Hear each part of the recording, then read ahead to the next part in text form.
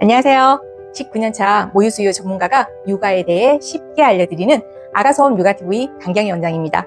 오늘 영상에서는 초보 부모님들이 정말 많이 궁금해하시는 수유 간격, 수유 텀과 횟수에 얼마나 먹여야 하는지에 대한 기준이 너무 많고 서로 달라서 혼란스러우셨던 분들을 실제 상담에서 사용하는 기준과 원칙을 토대로 알려드릴게요. 신생아의 기본적인 수유 간격은 2시간에서 3시간, 즉 하루에 8번에서 12번 수유가 평균이에요. 하지만 시간보다 더 중요한 건 아기의 수유 신호를 보는 것이에요. 신생아의 위는 아주 작고 소화도 빠르기 때문에 자주 배가 고플 수 있어요.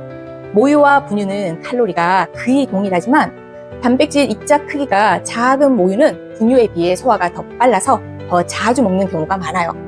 또 엄마의 유방이 올열로 단단하면 아기가 충분히 먹기 어려워 자주 먹게 되고 모유양을 늘리기 위해 아기 스스로 더 자주, 더 열심히 먹기도 해요. 예를 들어 새벽과 오전에 3시간 텀으로 먹다가 오후엔 2시간마다 먹는 경우도 있어요. 이런 경우는 아기가 모자라는 게 아니라 낮 동안 열심히 먹고 밤에 잘 자는 리듬이 잡힌 아기도 있다는 거예요. 우리도 어떤 날은 배가 더 빨리 고프기도 하고 어떤 날은 덜 고프기도 하잖아요. 그래서 중요한 건 수유 횟수나 간격보다 아기의 반응을 살피는 것이 더 중요해요. 먹고 난 후 편안하게 잠드는지, 젖을 찾는 행동이 있는지, 기저귀 소변 횟수가 적절한지 등을 함께 체크해주세요. 생후 1개월 전 아기라면 수유 텀이 4시간 이상 넘지 않도록 해주셔야 해요. 단 4주 된 아기가 수유를 120ml 정도 잘 먹고 소화도 잘 시키는 아기라면 밤에 4시간 자는 건 괜찮아요. 하지만 황달 있는 아기는 무조건 3시간 이상 넘지 않도록 깨워서 수유해야 체중 회복과 황달 진행 방지에 도움이 된답니다. 아기가 울면 배고픈 거예요 라고 많이 알고 계시지만 사실 울음은 배고픔의 가장 마지막 신호예요. 그 전에 나타나는 초기 배고픈 사인을 알아두면 수유 타이밍을 더 여유 있고 편안하게 잡을 수 있어요. 초기 배고픈 신호는 입을 오물오물 거리고 손을 입에 가져가고 손가락을 빨거나 머리를 좌우로 흔들며 입을 움직이고 엄마 팔이나 담요에 얼굴을 비비는 이런 신호가 보이면 이전 수유 시간과 수유량을 확인해 보세요. 한 달 이후 아기라면 40ml 분유나 모유를 소화시키는데 1시간가량 소요되는데 예를 들면 120ml를 먹은 아기라면 최소 2시간 30분에서 최대 3시간 전으로 아기가 먹고 싶다는 신호를 보내면 그때 먹이면 되는 거예요. 이 시점에서 젖을 물리면 아기는 스스로 젖을 잘 찾아서 수유가 훨씬 순조로워요. 반대로 아기가 이미 크게 울고 있다면 그 상태에선 젖을 잘 못 물고 수유 중 흥분해서 먹다가 뱉다가를 반복하거나 울다 지쳐서 충분히 먹지 못하고 잠이 들기도 해요. 하루에 우리 아기 얼마나 먹여야 하는지 궁금하시죠? 생후 1개월 미만 아기의 경우 하루 총 수유량 계산 공식은 수유시 원칙이 아니라 기준으로 참고하시면 됩니다.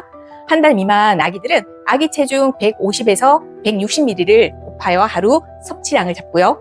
한 달 이후 아기들은 체중에 160에서 170ml를 곱하여 하루 총량을 계산해요.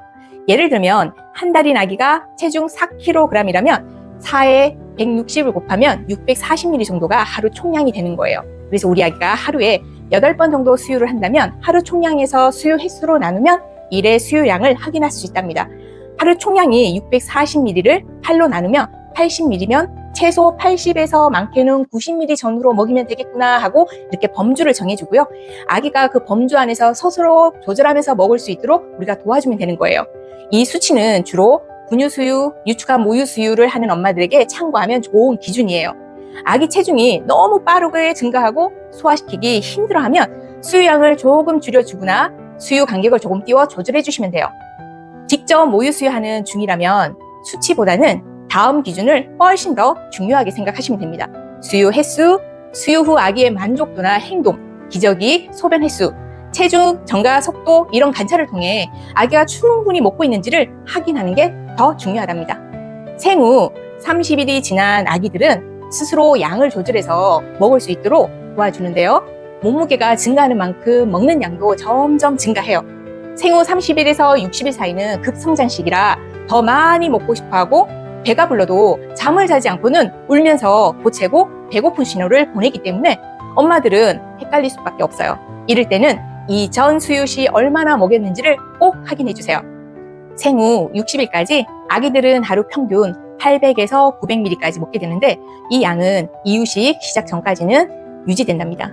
친구 아기는 900ml 먹는데 우리 집 아기는 하루에 750ml밖에 안 먹어 너무 적게 먹는다고 생각할 수 있는데 몸무게가 정상 범위 안에서 따박따박 잘 성장한다면 우리 아기는 그 양이 맞는 거랍니다. 먹다가 자는 아기 깨우기 너무 어려우시죠? 아기가 너무 깊이 잠들었다면 부드러운 자극부터 시작해서 볼, 귀띠, 발바닥을 살짝 자극을 주거나 속살개를 풀어서 시원한 공기를 느끼게 해주는데 깊이 잠들었다면 이런 자극엔 꿈쩍도 안 할 수 있어요. 그럴 땐 고민하지 말고 내려놓고 기저귀를 갈아주면서 깨워주세요. 아기가 깨어났다면 부드럽게 이야기해주세요. 너가 아직 충분히 먹지 않고 잠이 들어서 엄마가 다시 깨웠어. 우리 아기 한 번 더 먹어볼까? 자, 이때 입안으로 억지로 젖병이나 젖을 밀어넣지 말고 아기가 스스로 다가와 먹을 수 있도록 해주세요. 신생아는 수유 중 잠드는 경우가 흔해요. 하지만 성장하면서도 젖을 물고 자는 습관이 형성되면 수면 연관이 생길 수 있기 때문에 처음엔 깨워서 먹이는 게 어렵게 느껴지지만 충분히 먹고 푹 자는 리듬을 익히는 과정은 아주 중요해요. 그래서 엄마의 반복적인 도움으로 아기는 점점 스스로 리듬을 만들어가게 되는 거예요.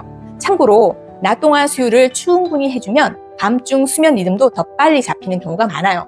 그래서 낮 수유 리듬 만들기가 반짬 훈련의 첫걸음이기도 해요.